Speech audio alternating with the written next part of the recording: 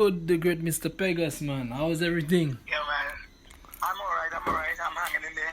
Boy, let me tell you, man. You somebody that sometimes go rare. You can't find you can't find we can't find you nowhere to a point where we see you sometimes. Then a time you have 5 Facebook pages, and then then you're on Instagram. Yeah, I It's know it. like That's a crazy thing all by itself. But you caught me here, and you know, that's that. I don't even know what I was doing sometimes, but it happened. right. So what's going on? Yeah, man. So I mean, oh boy, I've been messaging you for so many years, like about various Alright. things concerning drums, and we always been Right. talking back and forth. So I said to Right. myself, I never heard a story of Gregory Pegus. Like, I know there's so much to you. You're so multi-talented, and you even inspire the great Colonel Roberts. Right. So it's like we just never hear a backstory to your life, your growing up, Okay. you know, Alright. Right.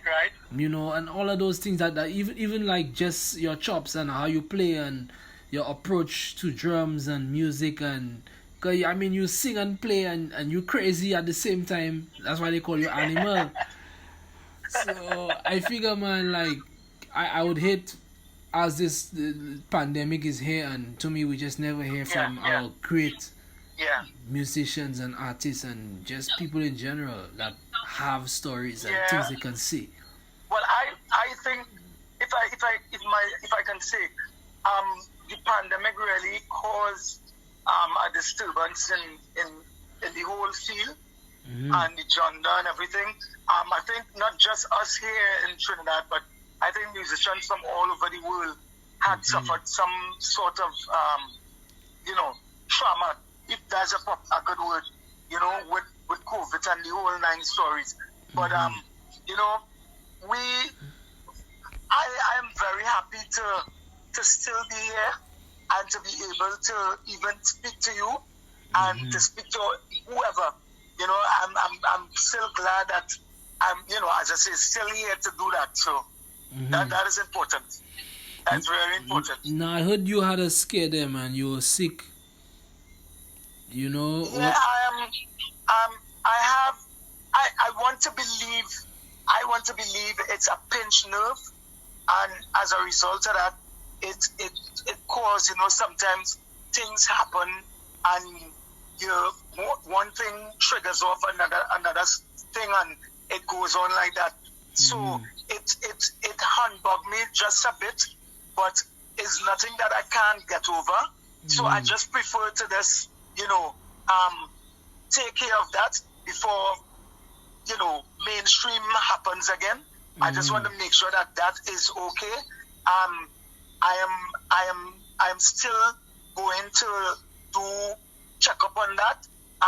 Of course, sometimes they put you for a longer time because there are so many other people that is in front of you with appointments. So you just have to kind of wait your turn, unless quote unquote you probably know somebody that could get you through the ranks. But that is where that is, and it's in God's hands, and He's going to take care of it. So I'm not too worried about it. Yeah, boy. I mean, I watched a couple of your videos between last night and today. I've just been on, just watching, listening, going to work, just playing. Even some of your panoramas that I see you had posted. And and now you say pinch nerve, and I say to myself, boy, when you play, you give everything, you don't hold back, and it's like you put all your nerves, everything, and it look like as if you're about to bust when you're playing sometimes. So I tell myself, I think I also think that, and my sister and mom, and they've been telling me that is for all the years that you've been playing, you're playing from since you're a kid, and you really never stop, and you play with some of the top bands, and it was always a 100 and something BPM, and then you're still doing panorama inside a day. So it was quite a lot. It was quite a lot. So sometimes you get to stay down for a bit to come back. You understand? So I acknowledge what the creator is doing, and he's in charge, and I'm not murmuring over anything that he does. And when the appointed time for me to get back there, I know he would put me. I know he would do what is right for me. So I can't say anything about that too much, you know. Right. Because I believe in him so much. Wow, Yeah. So I'm happy also that he has me very full of optimism, and I am happy. I was never down when you know that started to happen. I was never, oh gosh, and no. I was always on a positive note. And I know that, you know, sometimes things happen and it happens for a reason. And, you know, you had to do something and it would happen. It would happen. I know you have work for me to do so. Yeah, I am too worried about it, you know. True. So at the present moment, you who you playing with right now? Well, I'm still affiliated with Desperados, because when I came off the mainstream, which was with Bungie and there, I was there. I had won the panorama with them in 2016. They came to get me because they have been trying for years for me to come and be a part of the band.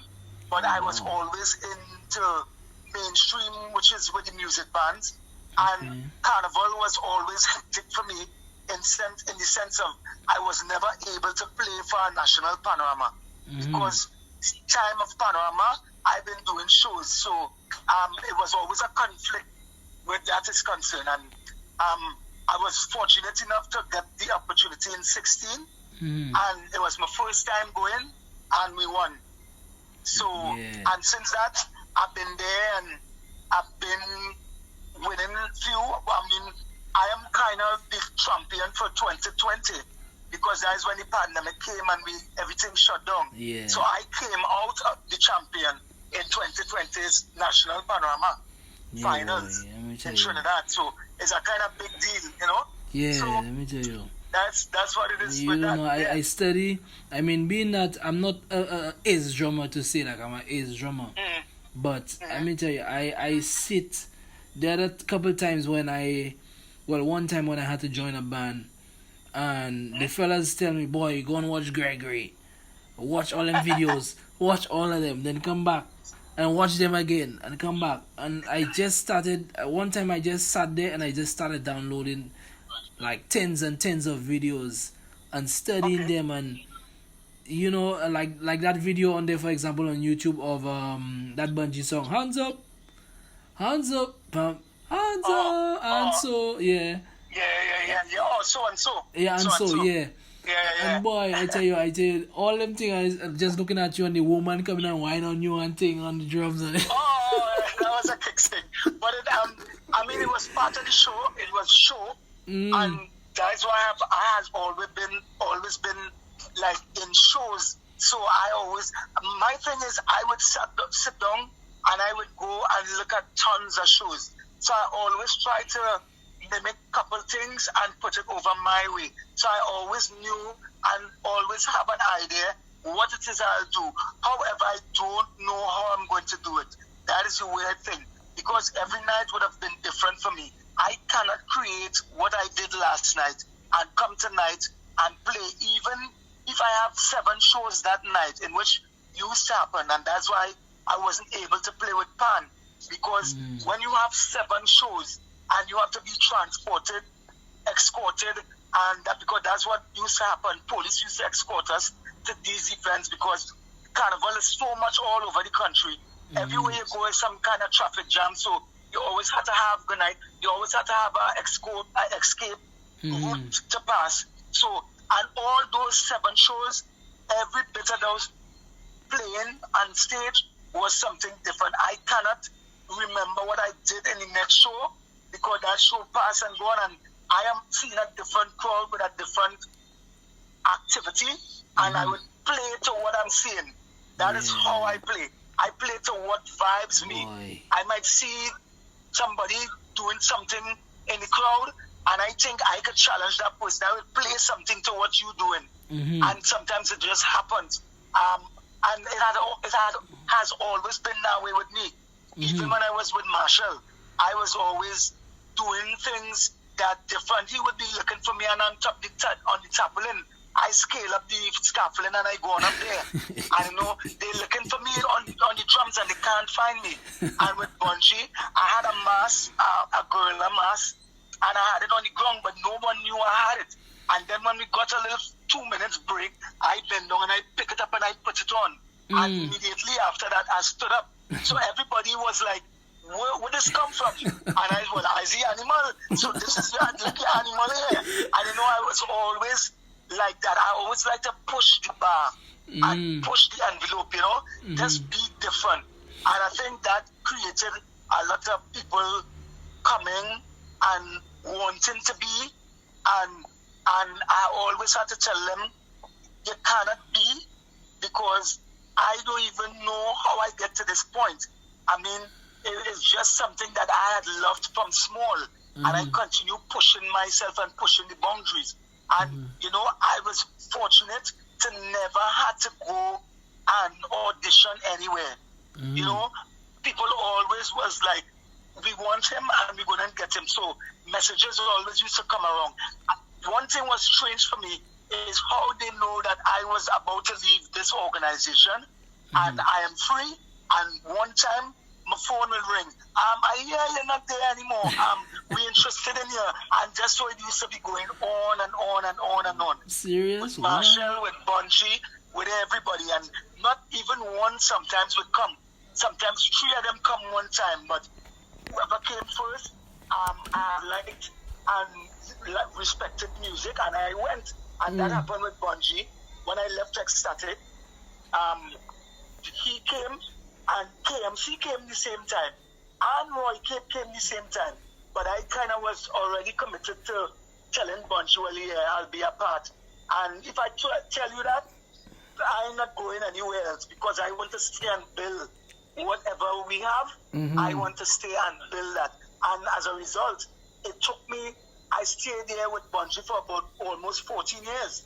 With Asylum Vikings. Right. 14 years. Yeah, I didn't observe it was that long. Because I don't believe in breaking service. I believe in let's work together, we could work it out, and things will be better. And it was like that.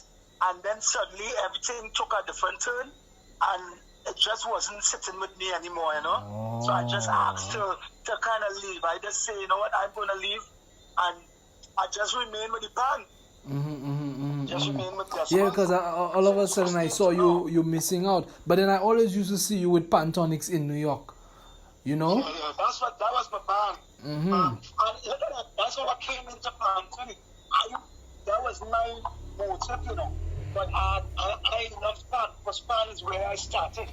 My first playing of any drums with any band was with Carib Tokyo, because I'm a foot away from that Pan side. And there's where my cousin saw the gift of me beating on buckets. This is as a toddler. I used to see all the jingles playing on the radio and TV, and if anything passed across that resembles a drum kit, I am that.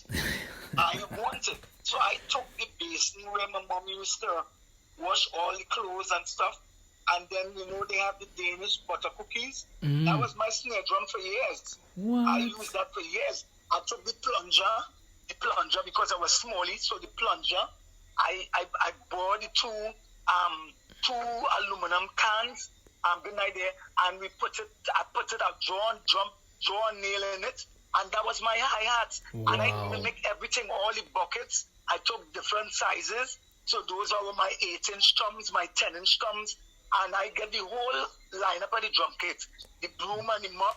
I made those symbols overhead, and that was my drum kit for years. And then my cousin said, wait now, I seen something in you. Come as a little boy, and took me to the barnyard. And I just stayed there and watched the drummers who was there. And every little time I got, I would run on the set and I would try to mimic what I was seeing. And then I started coming around my own. And then the arrangers now would come. Ray Allman was one of the first arranger, main stage arranger that I played with in Tokyo 1985. Yeah. I played my first panorama there. That was Special Group. That was, I'm not even sure if I'm saying it correctly, but that was my first mainstream panorama. And then I met with Clive Bradley. He did a couple songs for Tokyo when Ray Hallman had left, and then we became very, very good friends.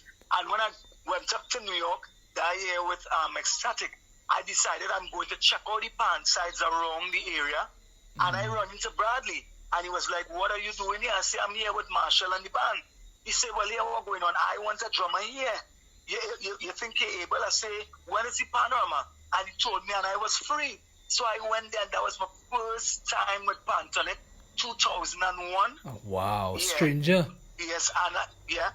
Wow. No, I did Picture on My Wall. Picture on My Wall was my first time with Panasonic there, and then after I did all the other songs coming down. There's Stranger, Trinity to the Bone, right down until Panasonic kind of more or less dissolved. Because from Panasonic, I went over to, what band is this? I think I went to Desperados. I won about 5 or 6 with Panasonic, and then I won about 5 with Desperados, and then I left Desperados, and Desperados USA wanted me to come, and then I went there and I won with Desperados USA, and that's how it's been going. Wow. Because I understand what band is, what steel band is, and I always try to lecture that to the younger generation. You know, it's not about the chopping and all them things, you know. You can chop when it's a smaller band and people can understand you. But when you have 120 players, you have to be mindful that the far front of the stage to the left, to behind me, both left and right, you have to make sure that the one is present. You can't go and overplay there and confuffle the whole thing. Right, you understand? right. The next thing is, even up to today, I was talking to Mr. Clive Zander, and he were talking about some song he did last night. He did Stevie Wonder last night for Desperados.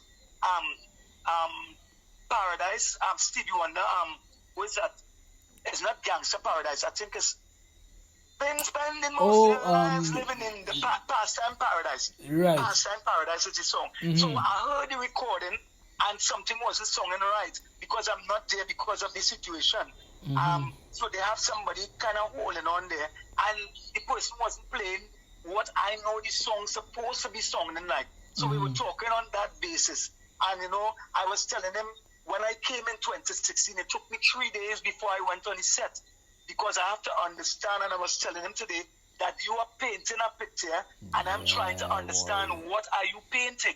So therefore, when I come on board, I want to know what is my shade. I'm just a shade in the painting of panorama arrangers, whoever arranger that I'm working with. I have to understand what he or she is painting, and then I would be a shade. And I have to understand when my shade has to be bright, when it has to be medium, and when it has to be in the pocket. You must understand these things. And a lot of the guys out there, they're not understanding that. And that is one of the main reasons where when the judges finish tally up their points, my section always get 10 out of 10. Because they could understand what I am trying to explain or what I am saying. And that is what my playing has always been.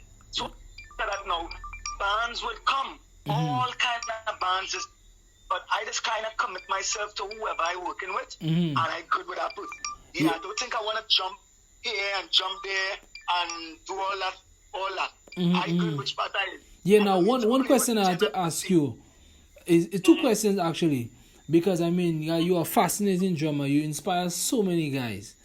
I mean, what the chops that you learn and the certain things that you learn, were they things that you learned from other drummers, or was it something you developed on your own? Say that one more time, sorry. Yeah, the skills that you have on the drums, because you play some stuff, even during the panorama, you take certain risk that a lot of drummers study and they see, boy, why that one put that foot there, he put that kick there, and you know, all these kind of little things. Even when you play Asylum Band, you play some real crazy stuff, like, I mean, you do some kind of rolls with your left hand alone without even using 2 hands. I don't know how the hell you do that, but what do you learn? Where you learn that from? To answer that question, Panorama is a few nights well.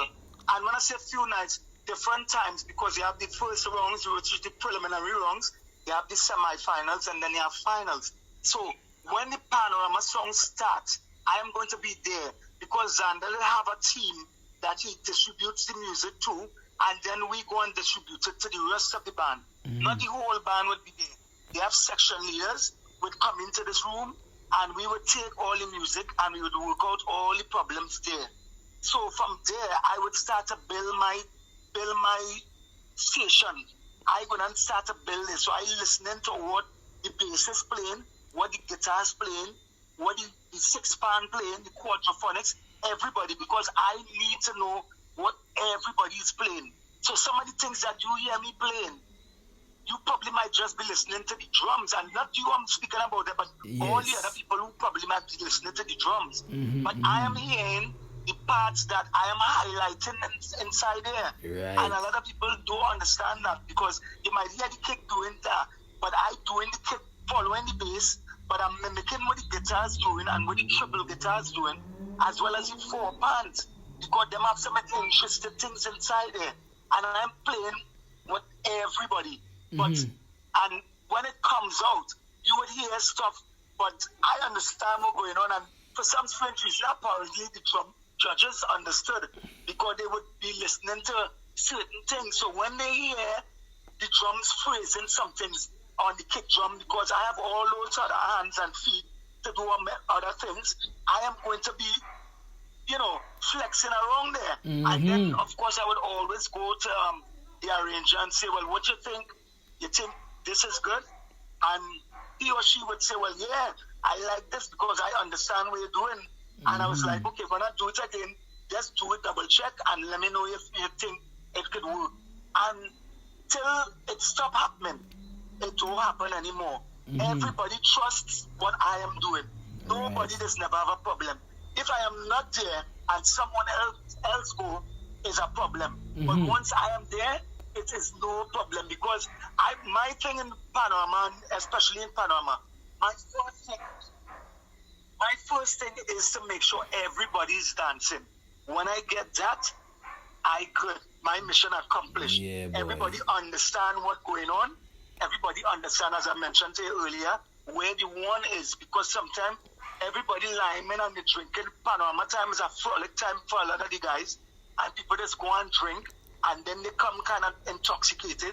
So you have to be mindful now that you have to be that dominant figure inside there. Yeah, Make boy. sure and hold them together. You understand? And once I had that going, my job done. I feel good. And you wouldn't believe, I am the coolest person when that knock start and on stage. I am the coolest person. I could most likely I barely don't even bust a sweat. Because at that point in time, my mind done make up, this is the journey, this is what you have to do. So you relax. Do what you have to do. And I know that. And they know that. Let them jump up. I can't study to jump up. As a matter of fact, I don't even like people jump on the float. Because that shaking would have me unstable. So I just beg them, please, all who's playing up here on the drum ramp, don't jump too much. Don't be out, because then you throw me off. And when you throw me off, everybody getting thrown off. So I need to hold it together. Yeah, even the iron players can throw you off too. The iron players, you can listen to one recording there. Everybody has to move. And here iron player throw you off. Sometimes you holding the beat so tight, them fellas not holding their own either. Yeah, but I always have a problem with them sometimes. But I have a couple people in the section that follows what I'm doing, so I don't even have to worry about them too much, because they would more or less know where I'm going, and they would follow suit. So, and again, we talk together, we talk with each other. We have a lot of section meetings. So a lot of the times, let's try this. Try and change the pattern here. Let's try and do something a little different. And, stuff like that. And that is what kind of just help bring the puzzle together, because it's not me alone. I didn't come there for me alone. Right. It's 120 people. Right. I had to make sure that all of us on the same page. So whatever else we have going on, leave that by the door. We going into a musical friendly battle, and we need to hold one head. We need to hold head. One goal, one common goal. Now, I wanted to ask you, what it is. Definitely, that some of the drummers that inspire you, whether it be internationally or locally in Trinidad or wherever, Jamaica, that influence your playing and your style. Who are some of the drummers you can mention? I'm a kind of guy that listens to everybody, because to me I find a lot of them, or majority of them, so much does tremendous things. And I love Stevie Wonder. I have a drummer with a DVD that I have. Stanley Randolph. He was excellent. Randolph, yes. Very, very nice. Very, very nice. And I just love everything about him, because the calmness and the karma is really nice. Dennis Chamber. Oh boy. Yeah. That's my favorite. That was my guys. Mike Bessonet. Oh my God. Dave Weckles. Ooh. All of this guy, Tony Voice Jr. Yeah. All going there. And a lot more. I just can't bring them to my mind right now. In the Caribbean, Beanie Man, not Beanie Man, Taurus Riley, drummer. I can't remember his name. Oral Brown. Be real good. Yes, be real good. Very nice guy. Paris Hammond, real nice guy. Oh, I forgot his name. Yes. I had a lot of them names in my eyes. The iPhone came and crashed, so this new phone, I didn't get to transfer all those things now. They always come to me every time we in the same Kenneth, show. I think it's Kenneth something.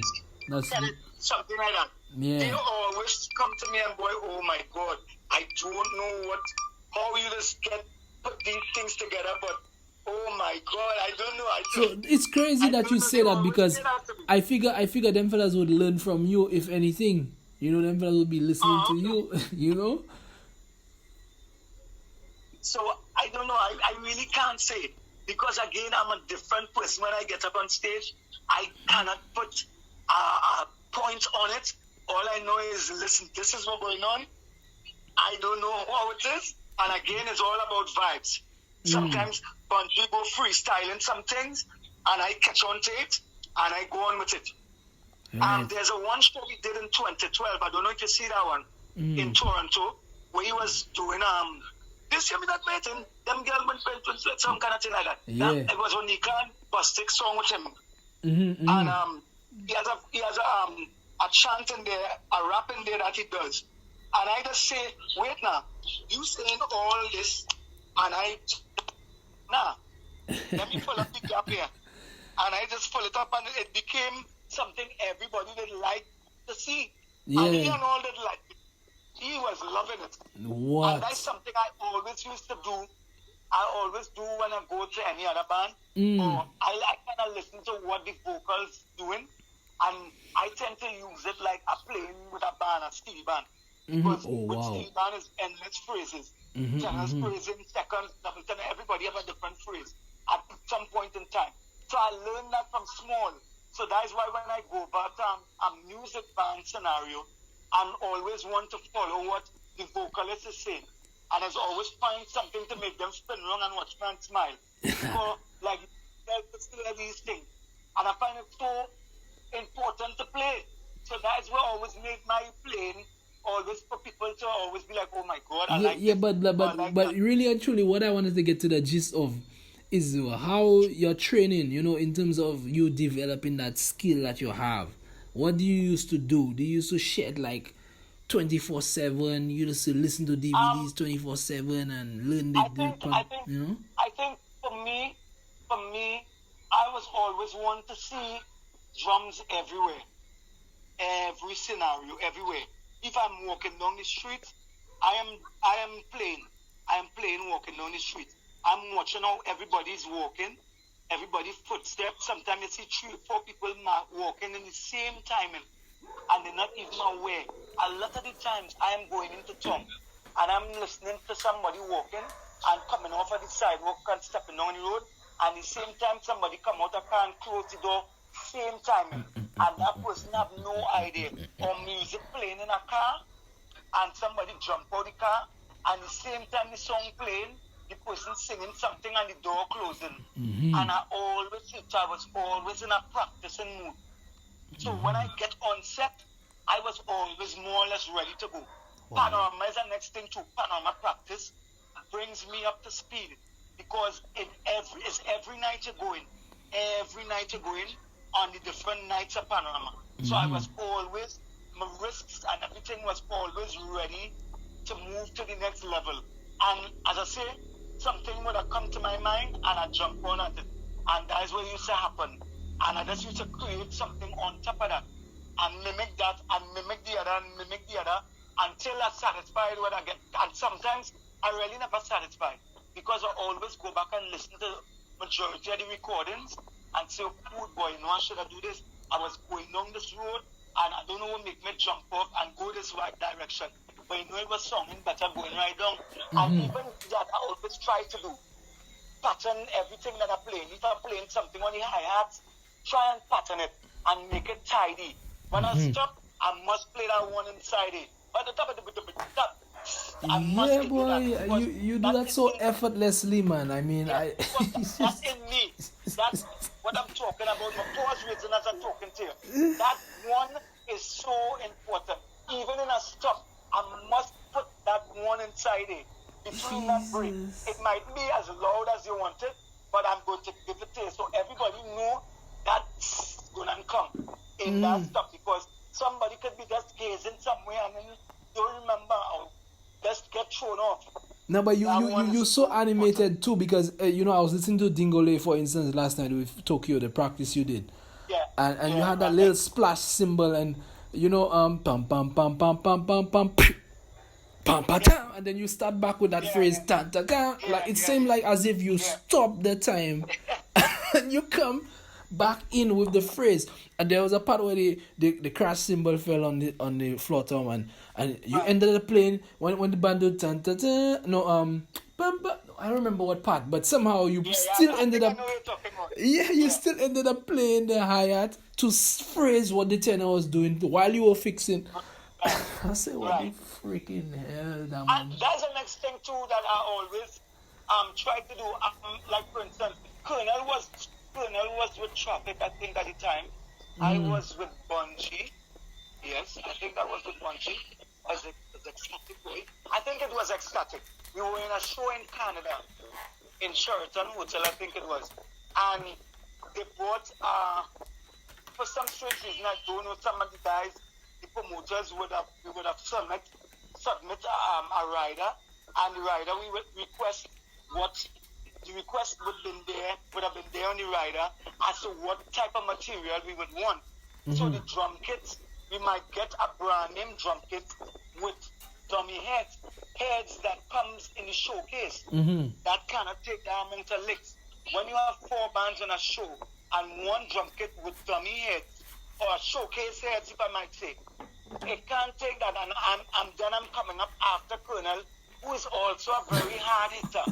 You would run into problems. So my thing is this: I was always proactive in what is the next move if something should happen. The next lowest drum in that on the drum kit is your floor tom. And guess what happened? In the middle of the set, the kick drum burst. Wow. Everybody started to panic. I was like, why are we panicking?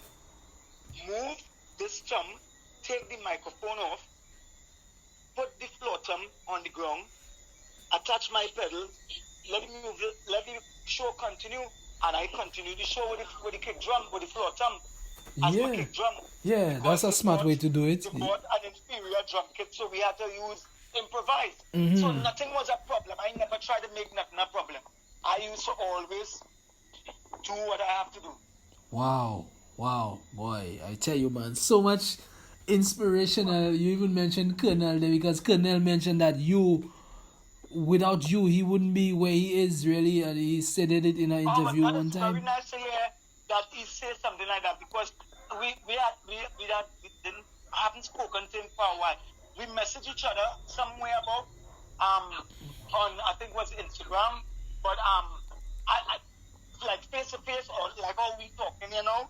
I haven't spoken to him um, for a little bit, but I know he's a real good drummer. He's one of the people I used to look up to. As a matter of fact, we used to get rented when we go to a show and people playing. I mean, not that we're laughing at people, but in this country, we had a lot of drummers that used to more or less kind of be upset when we on the same show. And they used to try to do things to humbug what we have to do. And I'm speaking about Colonel and myself. And we used to laugh about it. Because when they're trying to come that way, we always used to come a different way and we would get kicks about it. And he would be like, Gregory, see what we're going on up there? We will counteract that. And here we always had that kind of plan now. Tip for that. And we were the last two bands. You know, they would have always been before us. Because they always love to put Marshall last. For something like they think he's going to be the man to carry up the show or whatever. Right. And it's the same thing used to go on with Garland and stuff like that. Yeah. And that's what we used to, and I think that used to give us that inspiration. And there was one time we was in Soca Monarch together. I was with Bungie and he was playing and we went on stage. I came to song check and he was there and I was checking my drums and he came and joining what I was doing.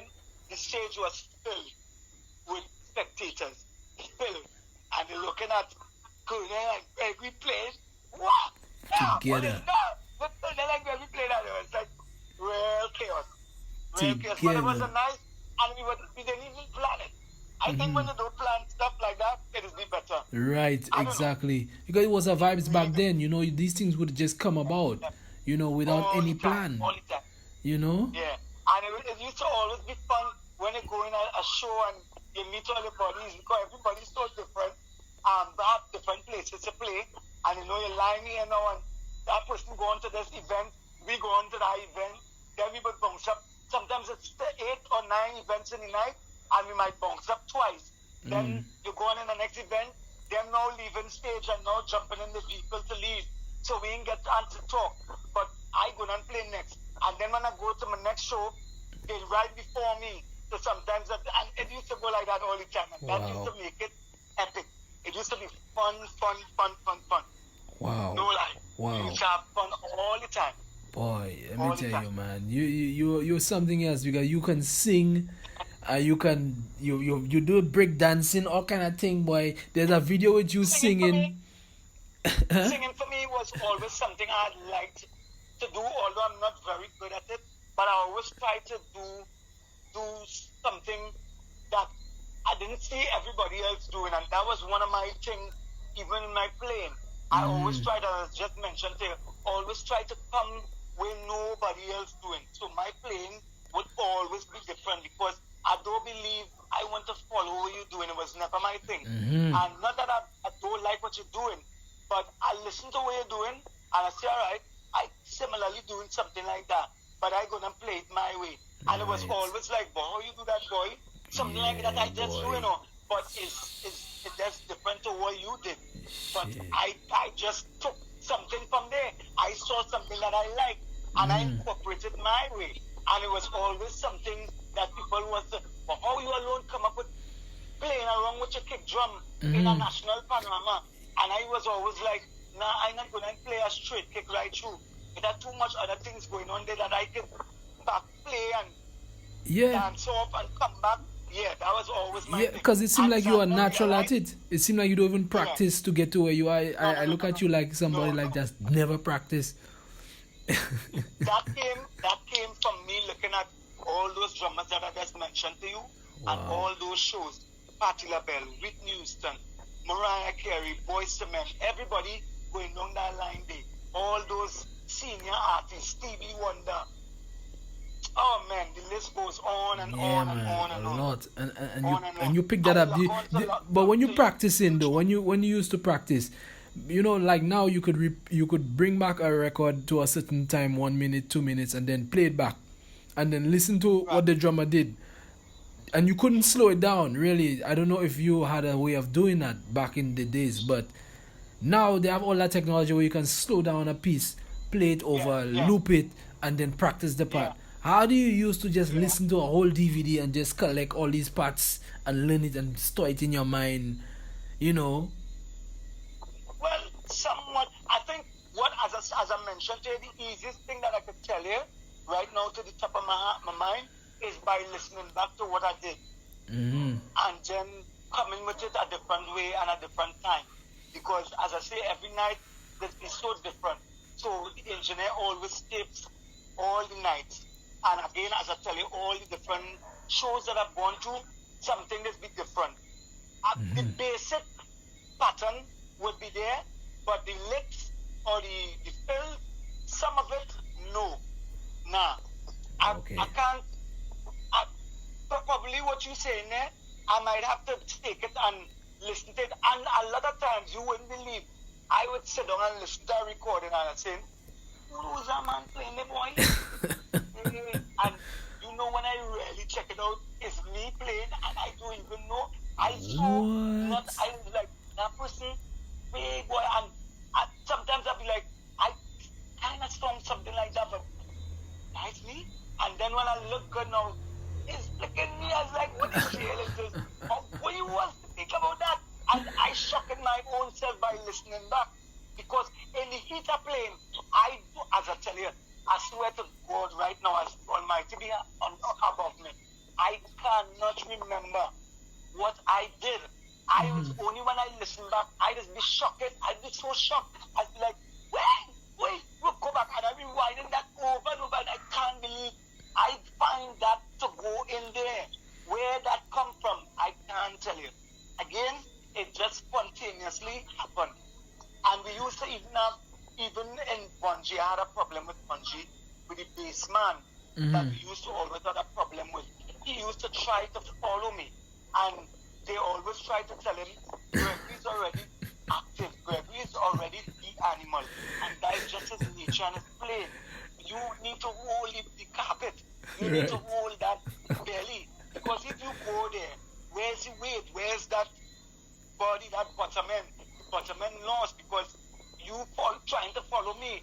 And sometimes, and the difference with him is, we up to the time I was there and up to the time he came in and I left, we never did anything to me significant together, like when I was with Xtatatik and Vin playing that. This is where chemistry come in, and this is where I had to learn, and plenty people don't understand these things. A lot of the time Vin's making a riff on the bass and I playing the same exact runs going around the town.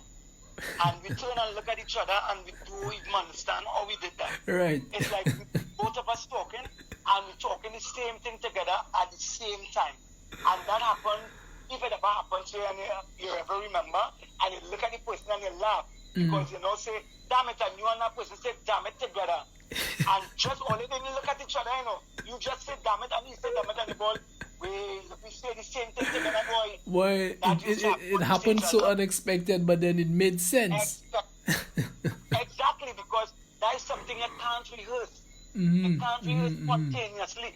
Some state. Wow, you man. Know, Wow. Yeah, man, totally, you know. That comes with the years you're playing. But what about some of the old school drummers from Trinidad? Like there's, I know Colonel mentioned a couple of them that actually I know the songs. Like for example, Von Rick Menard, you know, guys like that. Killer Samaru. You know, these fellas ever had any type of effect as like maybe you go out and watch them play, and you kind of get a vibe from them, you know? All the time. Killer, which is Samaru, that's Jit Samaru's brother. Killer was always somebody to me that I looked up to. One is older than I am, so from young growing up, I used to always try to watch him. And this other drummer, Renegade drummer, which is soca. Soca was my idol when I was growing up. I used to want to be soca. Really? Everything soca doing, I used to go by Renegades. And me not studying the pan, you know. Well, I'm listening to the pan, but I listening to what soca doing. And I just start to feel like I soca. And I start to mimic everything he doing. And then I was like, let me do this and see. And I'm mimicking what he's doing, but I'm doing it my way. And when he heard me play, he was like, boy, you get that from boy, you get that kind of thing from boy. And I just took pages and I decided to create it my own way. And then I started to shift away from it. And it's the same thing with Killer. Killer was always a rhythm drummer. He had tons of rhythms that he would drop in on you, and you used to wonder how we get him to play that, and where he placing it, and how we do it. And the dynamics. The dynamics, boy, Killer used to play. I mean, he plays some dynamics and... Exactly. Well-traveled guy. Well-traveled musician. And he learned from a lot of people. He always had a good style and that one could listen to. And yeah, we talk every morning. He sends a prayer to me every morning. Really? Wow. I really need to talk to him, because he's another one I really wanted to speak to as well. And if you could arrange that for me, I'd appreciate that, because he is a drummer that you don't hear much of his speaking or interviews. It's like it comes like Carlton Barrett. You could never get a Carlton Barrett interview. I would speak to him. He's a very early sleeper, so maybe tomorrow, please God, I would reach out to him and explain to him and let him know I want his permission to give you his number, so you could call him on WhatsApp. And I would send also my WhatsApp information to you too, so we could talk there on WhatsApp. And from time to time, whatever I find, if you didn't have it, I would send it to you, so you could always send me check it everything. Out. Send me every single thing, because not just you, but oh shoot, man! You see, as I talking so much information and going by forgetting names. Listen Jacobs. It's very good. Let me tell you, man. Jesus Christ. Strong, energetic. He's built for steel band. I heard him in other forums, like with a music band, but I don't feel him as much as I feel him in a steel band. As a matter of fact, in Bungie in the earlies, we decided let's try something different and go with two drummers. And Leighton was my pick, and we brought him in. And I don't know.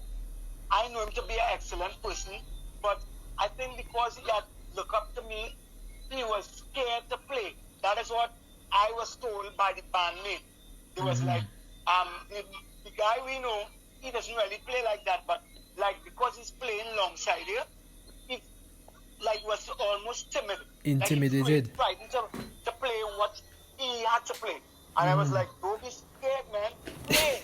Let me play. Jam around the place. You do you. We gonna have fun. And it was like that.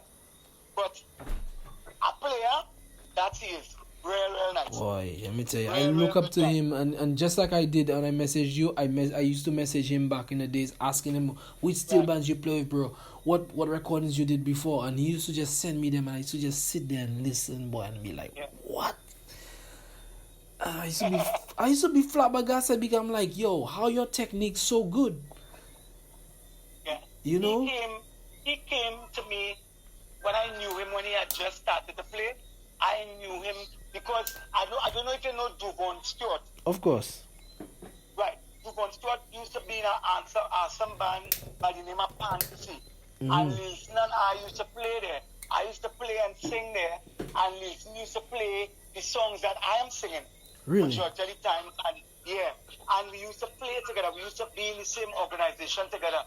And, you know, we was always that close to people. We was always like that. We had liked each other playing, and we was always complimenting each other. And it was just a breeze. It was just something fantastic. And that was what it was. Wow. And it still is that fact.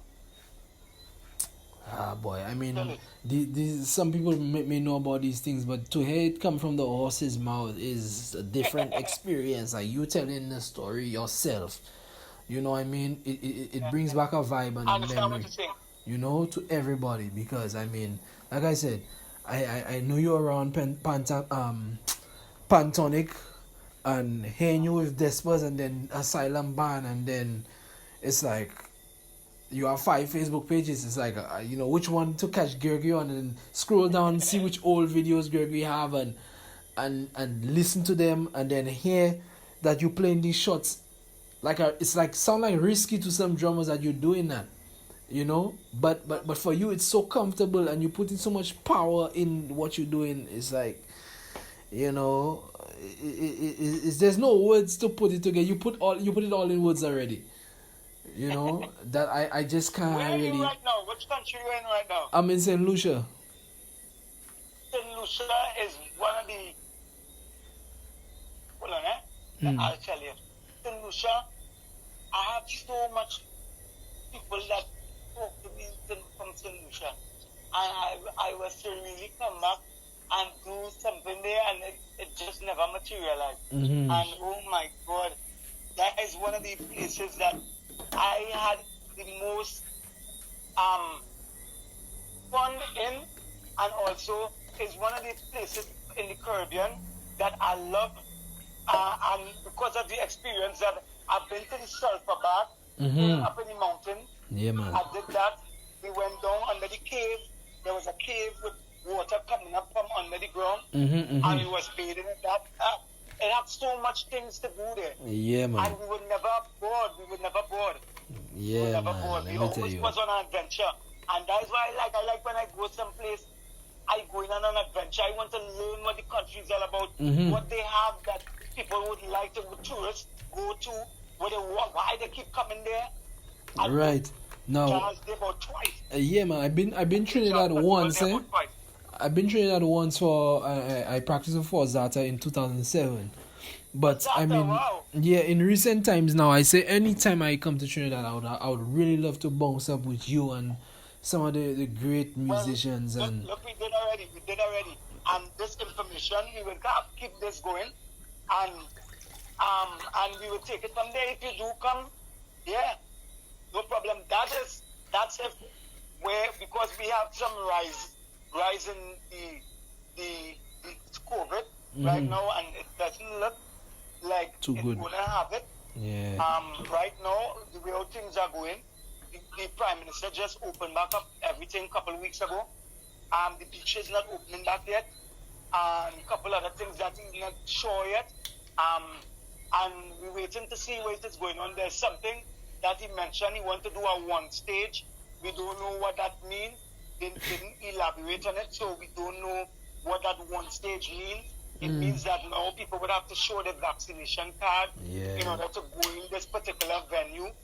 It looks like it's going to be in the savannah, and they would have the police and the fence force all around the area, so nobody would be able to come in unless you show you're fully vaccinated. Right. I don't know if it's going to be a forum like that, because as I say, they didn't start to talk about it yet. And if we in Christmas season now, and you don't hear nothing, I am not seeing anything real, because Carnival in Trinidad starts to prepare from all August. That the country then looking to go there, all those mass camps preparing.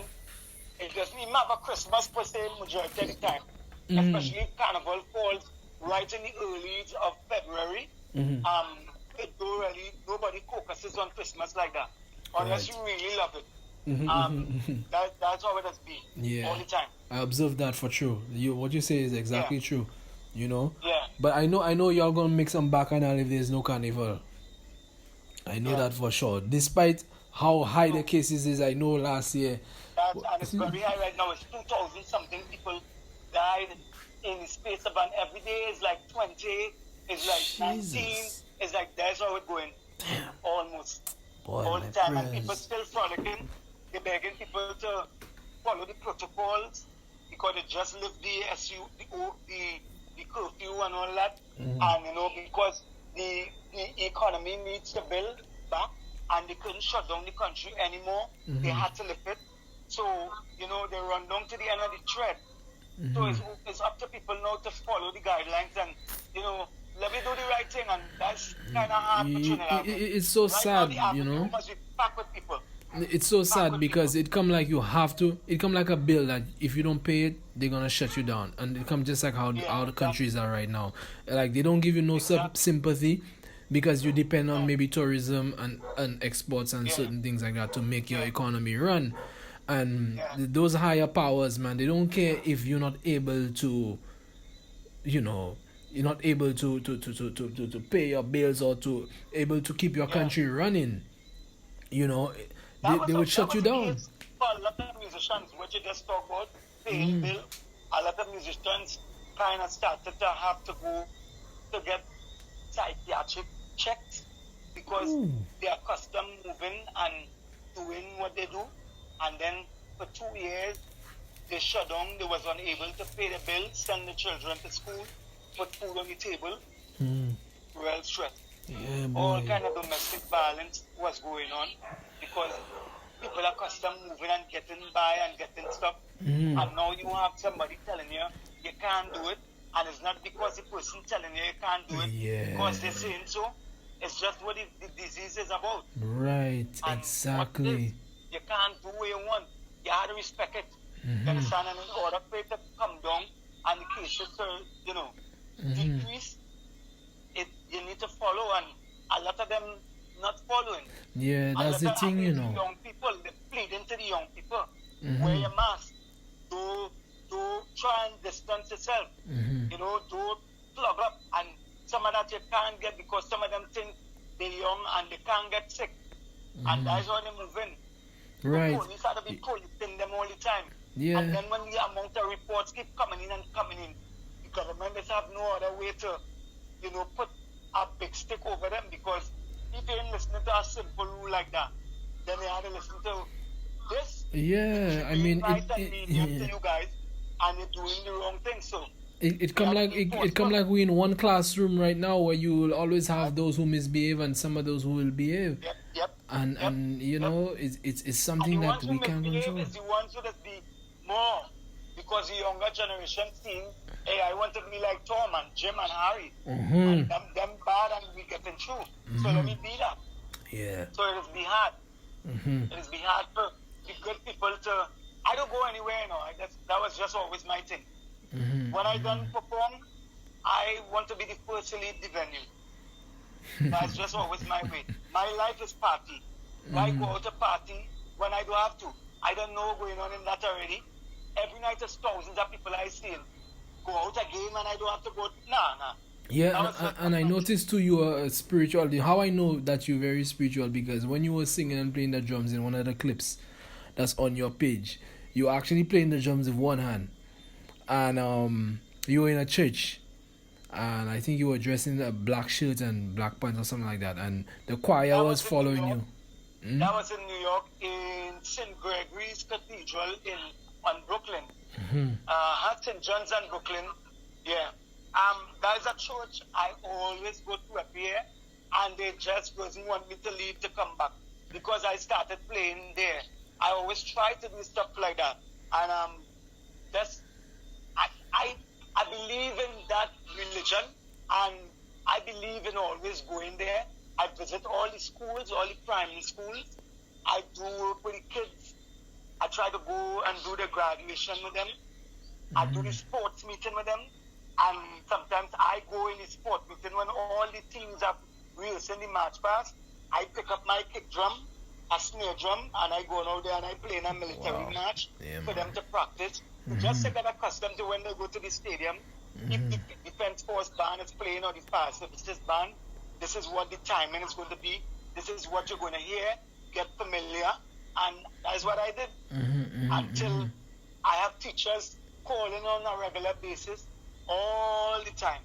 Principals and teachers, and because that's why I kind of put myself around. I always believe in doing something good.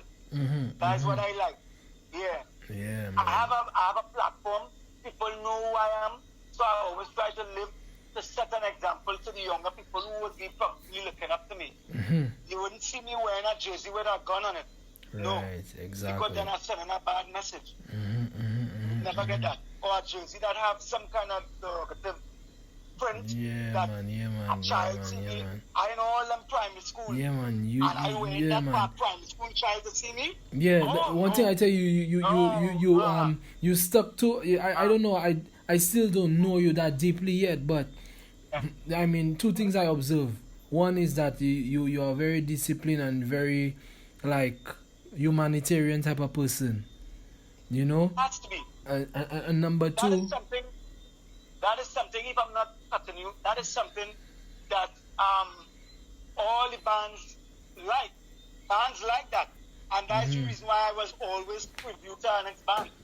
When I come out of one band, our next band was always there because they all, as always, good behavior prevails longer than a bad behaved person. When you have behavior, a band would always recommend you because hey, you have the forum, you can carry about yourself. They would put their trust in your behavior. You know, hey, he's not gonna do that. So we gotta worry about that. I never did smoking, it was never my thing. Right. Drinking was never my thing. Yeah, that boy. just didn't sit with me. So those are the two things that people would do. All them guys in all the bands that I played, everybody liked to drink and smoke and whatever. That was just not my scene. I never liked it. From small, I grew up not doing that. And I was in Carib, Tokyo. Carib was our main sponsor. So I used to get drinks all the time. But it was just not my thing. Right, I would right. drink occasionally if I go out. I would take a little sip in something, but from the time, not 3 and 4 beers. I'll take a half a beer and I don't want no more. And you swear when you playing, when we watch those videos, you swear you would be like high on something, you know. Never. I had always known what I was doing. I probably that's why too those bands put their trust. They never had to worry about, hey, that man drunk boy. Look how he gave problems to bring in that fill. And that's a crucial fill. I can't take that chance. Yeah, man. I always had to be on the one. I always had to be ready to look at time with Desperados. Somebody, Xander was counting the song we on the stage. Semi-final. We on the stage, Xander counting the song. And somebody, pan was rattling. And it no, I don't know who she got it from. Sorry. I don't know what happened, but the count was off. So when he was playing pam pam pam pam pam pam pam pam pam, some kind of thing went wrong. And the BPM changed. And the band, half the band came in one way and half the band was drifting the next way. That was different My job. No, I can't remember what song it was. Okay. I think it was Year for Love. Okay. Year for Love or Good Morning, one of those songs. But at that point in time, my job was harder because now I had to play louder to keep that one going, to bring that part, that whole left side was dripping off. Wow. The band was going out at time. So at that point in time now, the experience taught me to do this. I didn't even play no fill. I just play for about 5 minutes in the song, or 3 minutes, or a minute and a half, I can't remember how long, straight like a pin, just to make sure that the one was present. Wow, And really? that the together was there. And then I went back into the song. When I reached back in the panga now, everybody come and shaking my hand. So I was like, what happened? Boy, you save. I save all of them now. The count was off, but you kept us together because we was done going off here, man. Oh, really? And I was like, wait now. That was really happening. And I didn't even know anybody did and knew what I was trying to do. Yeah, wow. And everybody came and was like, well, it wasn't you. We don't know what happened. And I was like, oh. And all these things that made me, they didn't want to change me. They don't want me to leave. Because that to them is what they want. And that is what it's supposed to be. So nobody's supposed to worry about. Yeah, but I was just gonna ask a quick question before you transition. What the stage side, do you perform with them, or is it a different drummer that performs with them? Yeah, no, I perform with them sometimes. Oh, Sometimes. Okay, all right. Because they try to incorporate me. The guy who plays with them stateside, he is not that strong. He's an older guy too, and he knows majority of the song. I do know because I'm there around them long enough. So the ones that more or less difficult for him. I would play, like for instance, since I'm there in 16, all the songs that I play, once I'm there, they let me play because I know exactly what's going on. And even that, when I played with them that time, it probably might be different. I would play like how I play on stage because on stage is a order on stage. You have to play in for them to understand. But when I go out to play out with them on a stage side line, people coming to hear you play and enjoy yourself. And that's what I do to make them enjoy themselves even more. Right, I try to right. do that too. They like that kind of thing, They like to be different and people say, yeah, boy, this song good. And they like that kind of stuff. So I try to provide it. I'm a service provider. At the end of the day, that's why I put in the back of my mind. I am not a star. I am not here to take over nothing or to take anything from anybody. I just here to render that service. Right, and that's it. That's full stop. Right. Wow, yeah, man. I didn't know you were. Well, I knew you were in Trinidad, but I thought you were kind of like back and forth in New York and Trinidad, New York, Trinidad, kind of like that. The US do the same thing. Sometimes I go to the band and I play, or I get hired a couple of times. Well, I went to the village in New York and on the underground in the village. And a friend of mine, I don't know if you ever hear about this drummer from Trinidad, they just call him Disco.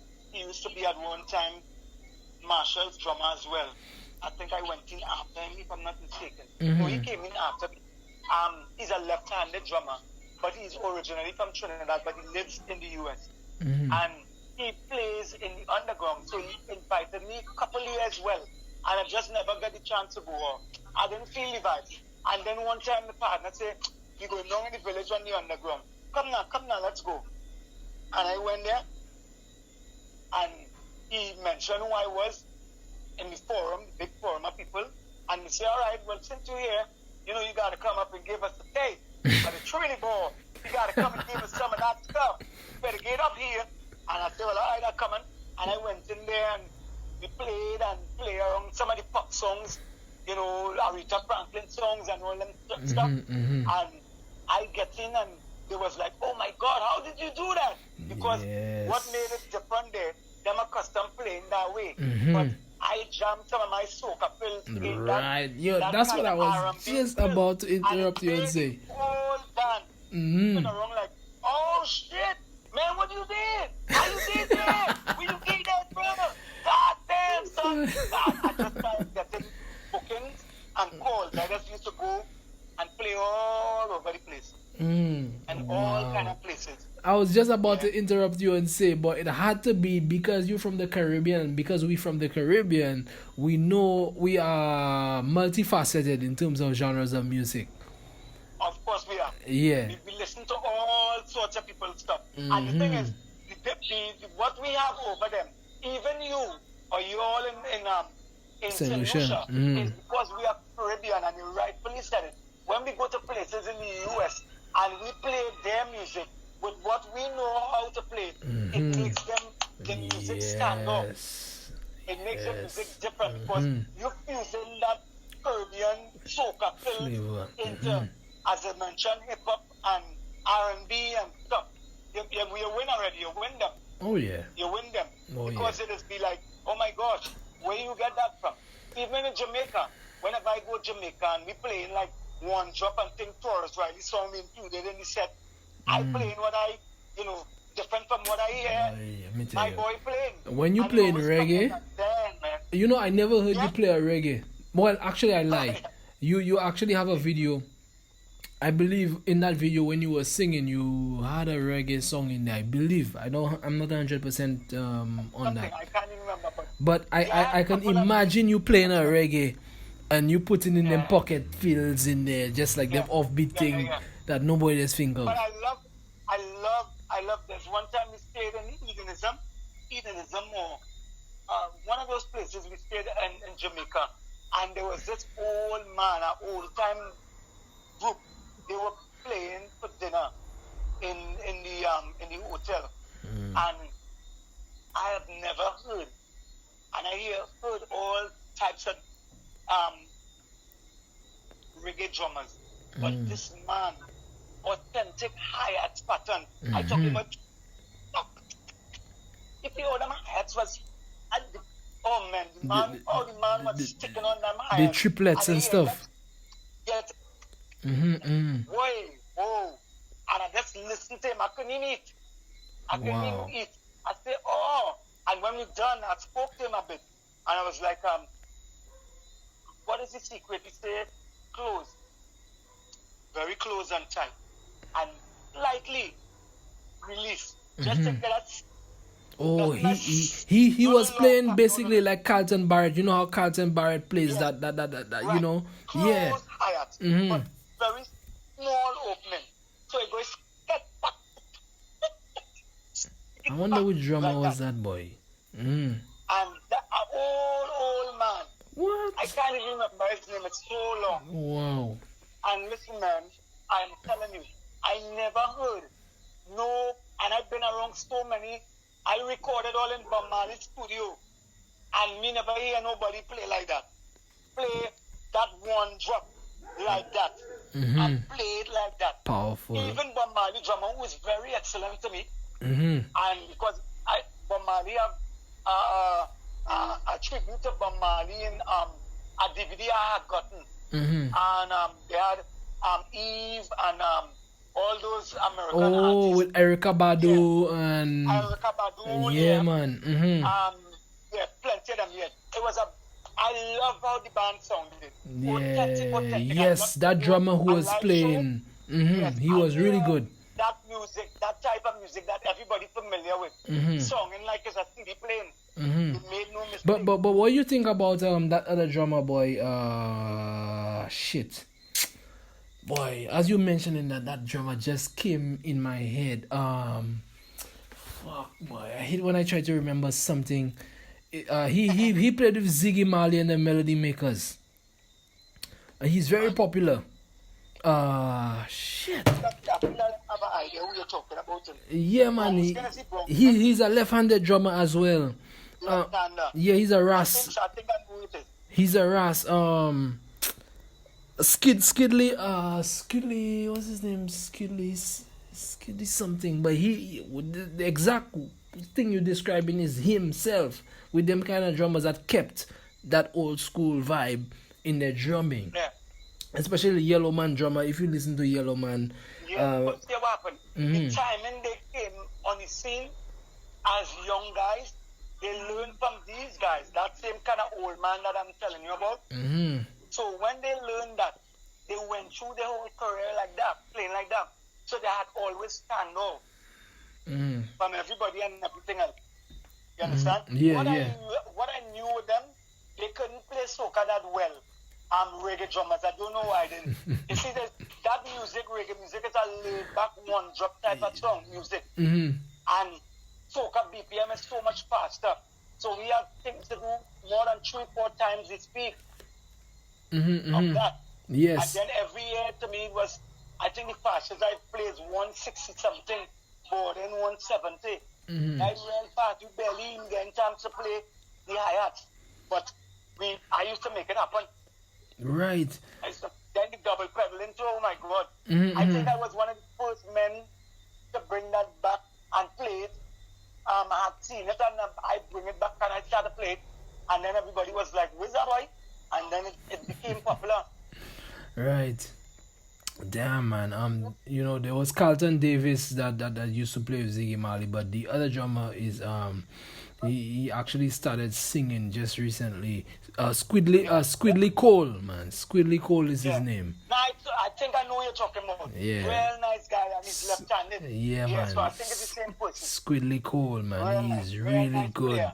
But the one that you described earlier, that plays with Beres Hammond, that man is really phenomenal, boy. That man, boy, up to now, I'm still forgetting his name, but I know his name really well. As I say, I had the name in my phone, but I kind of lost all those contacts. So, man. He was Kirk Bennett. Kirk Bennett is his name. Yeah. Thank you. Thank you. Boy, that man is the best right now. He's the best. He incorporates the old, the current, and the everything. He's just something. But he just retired. Well, he didn't retire completely from the drums, but he's singing now, just like Colonel Roberts. He's vocally doing his songs and and stuff. You can't tell people what to do, but I never wanted Colonel to stop playing. Me either. I found that he was, Me I either. never wanted him to stop playing. Yeah, me either. Because when he did that retirement video, it's like, oh, Colonel Roberts is retiring from the drums, from the HD band. Some of them, they say they retired, but you see them playing again. Right. And it's like, why you retired? But you're coming back after 2 years. But you know what? Honestly, what I think. Not to cut you short now, but what I honestly think now, Colonel, because he's the son of the Lord Kitchener. The same effect that Kitchener had when Kitchener released his songs is the same effect that Colonel is having now when he released his soca song that he's singing right now, vocally. It's the same vibe you're getting when Kitchad released a song. Now Colonel releases a song, the how does the scrubbing song, and then he had the next one that he released right after that. Bam. Everybody just got onto it, and I was like, "What the hell?" I was like, "Colonel, boy."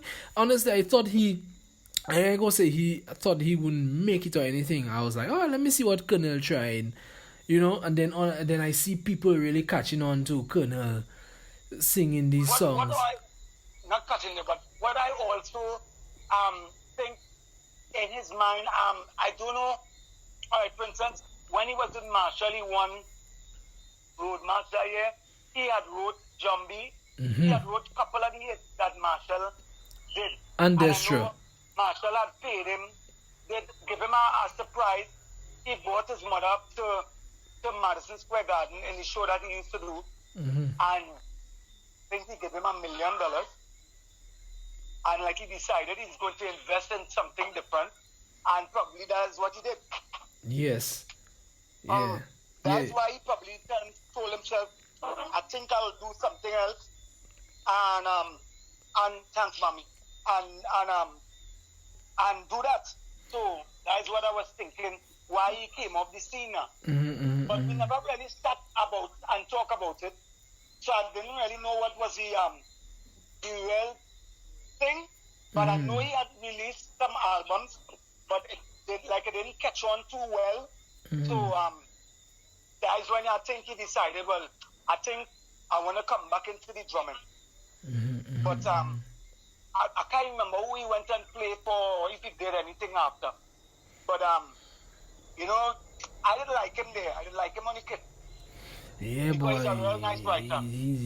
Boy. And then he did for Destra. He released some real power hitting songs for Destra, which won Road March. And I think he wrote that. He wrote so many songs. It's Carnival and so many of them, and now he's coming at the forefront as an artist, which I feel. That's Carnival. Everybody take a jump.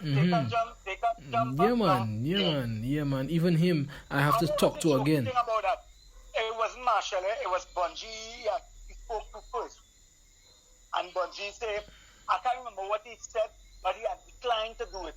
And then Colonel spoke to Marshall, and Marshall ended up doing it. And it became a hit. Wow, yes. I think he said that in an interview. Yes. You know who's one of my favorite artists too in the Caribbean? Who's that? Edwin Haywood. Oh boy, jeez. Barbados, I mean, you can't put down Edwin. If you're a Trini, you cannot exclude Edwin Haywood from the history books of soca. Never. I also remember one time we was in Miami. Carnival, and his drummer is very anemic. He has sickle cells or something like that. Oh, that's why I don't see him no more. Yeah, he's not playing anymore. I think he had retired because he couldn't make it. He couldn't go on. Oh, but he's really good, you know. Yeah, real nice guy. He was just the perfect outfit for that team. And he called me and he said, "Greg, we have a problem." I was like, what? Yeah, nah. It's Jimmy, is his name? I can't remember his name. He said, he's just felt sick and he wouldn't be able to play, but we already had this commitment to play on the road. You think you could do it? Say, think I can do it. I always wanted to play for you. Come on. I come in. I go on and listen. No rehearsal. I tell them, let's go. Mm-hmm. It had no Edwin say, Showing. what song me don't know. And I start to play like a guy in the band. And they know how my playing is me. Mm-hmm. So they was like, oh buddy, I don't know if it takes me want you to go back. I think you don't want to stay over to Barbados. And you told us your father's from here. I say, yeah, my father's from Barbados. And not so. You don't want to stay here and beg him and work with us. I said, I would think about it. And then he came over to Trinidad. Showing. But Jenna had hired him for a whole season. So he was our guest performer. He performed with us. So all his songs we played, and it was fun. We had real fun. Showing Billy, Showing King, that's his name. Yeah, man, I remember him, man. Yeah, man, he was good, man. I sorry to hear about that.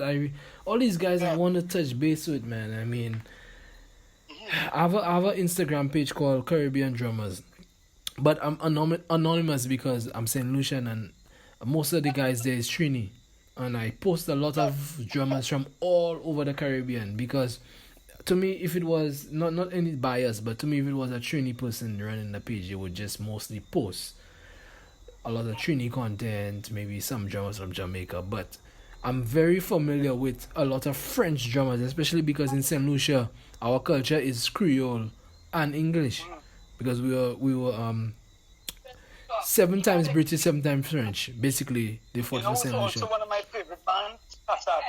Kassav, exactly. I was about to get to that. And there's a drummer called Jean-Philippe Fanfat who played with Andy Narell on some of his material, and he is a fucking beast. Excuse my French. Like, he is really, really good. And there's another one called Mark Walker that played with Andy Narell and stuff. Okay, Foster, Leon Foster say is because of well, let me not say what Foster said, because I wanted to make sure I record my conversation with you, and if it's pleasing to publish it. I have a Kassav live right now that I saved on my phone. I got it off of YouTube, and I was looking at that. Yeah, man. Always looking at that.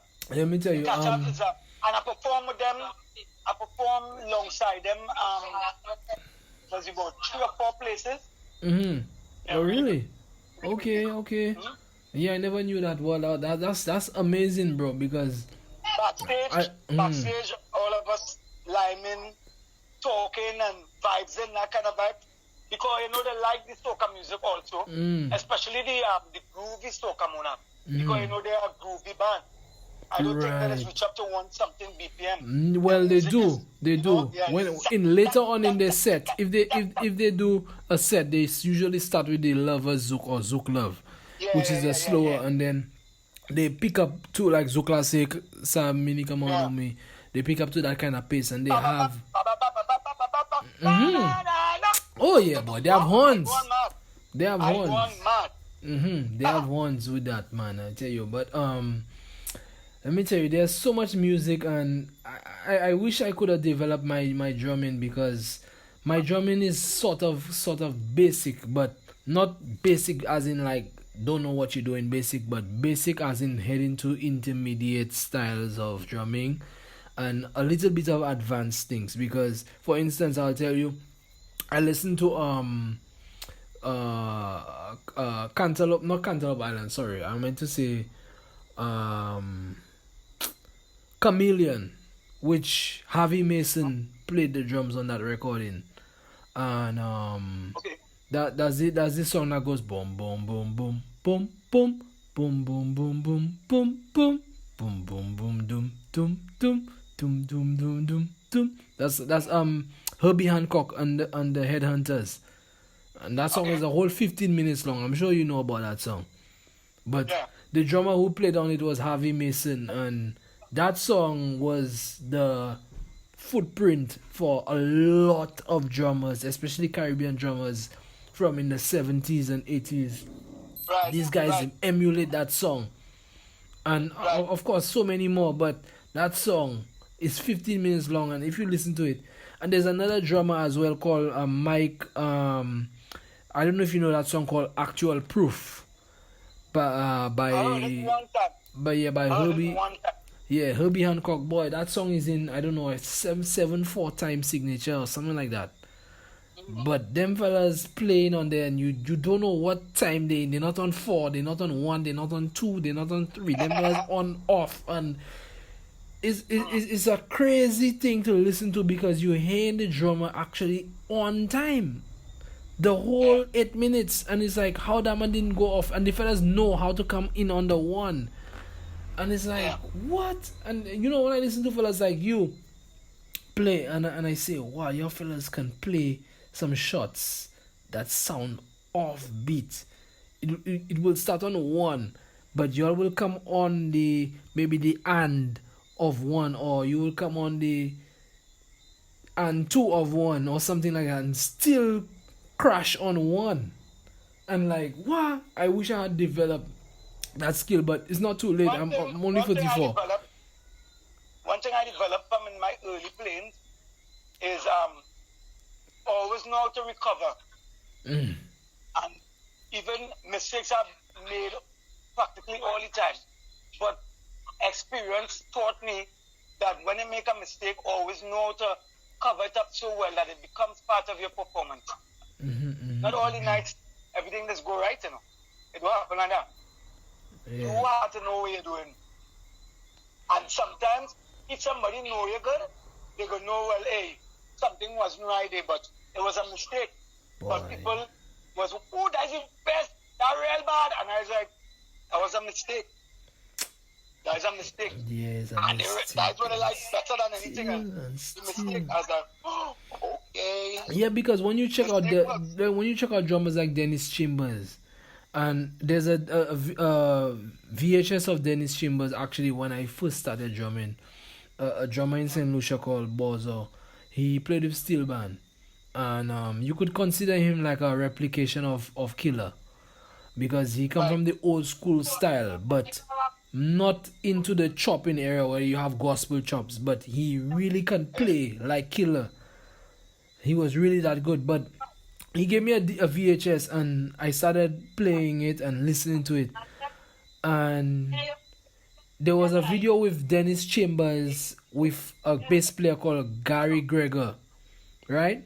And them fellas just playing drum and bass alone, and he's playing songs like Sissy Strut, and that song I just told you, Chameleon, and other songs that from the 70s, you know. And it was just a DVD of just bass and drums. But then we have a girl drummer here named Ayana, you know her? Yeah, I know Ayana, yes, I know her. Right, okay. Yeah, I know her. Yeah, she's something else, boy. Let me tell you, she's really very serious. Don't smile. She don't smile. Like, I mean, she I don't know, something about girl drummers, like they use a lot of their wrist and palm of their hand, not the palm, sorry, I mean the forearm to play. Yeah. The girls. I noticed she's that type of person who master playing like a girl but sound like a guy. You know what I mean? I don't know how she do that, but she's really good at that, man. But I like her. I know her from small, like when she didn't know come in and thing, and so I know a lot of them who like mainstream now. I think I'm well known everywhere. Everybody know who I is. Like everybody know Gregory. Everybody know Animal. Shit, let me tell you, man. That's how it's been. Even if you're sitting down, sound like you're eating doubles, they'll know. If they're passing around, they know it's you that they know. Everybody.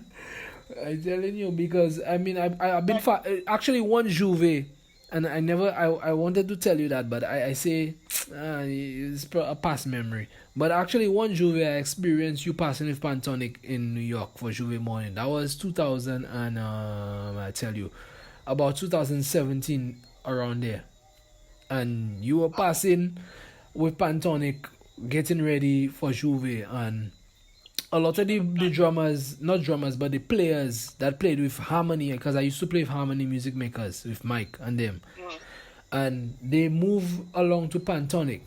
And that Juve morning, I saw some of the players, and I was like, wow, like I saw the transition before my eyes, and I was like, wow, we were in Panasonic. It's a lot of the young players that were coming from elementary school, and they, you know, kind of going up. And I saw them with Panasonic, and bass players like Leah and Brandon, all them fellas there, and Monk and all them man from Panasonic there. I know a lot of them.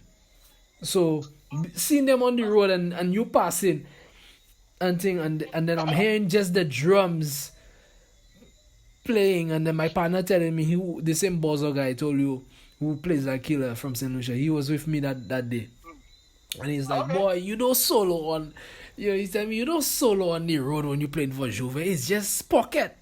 I say, well, you know, that's killer, that you know, that's just how killer this play. You know, don't dig nothing. It's just killer playing for you right now. You know? So yeah, because he was very critical on saying, you know, Juve, because he come from that era where he used to play in the 70s, 80s, coming up 90s, you know? So he knows.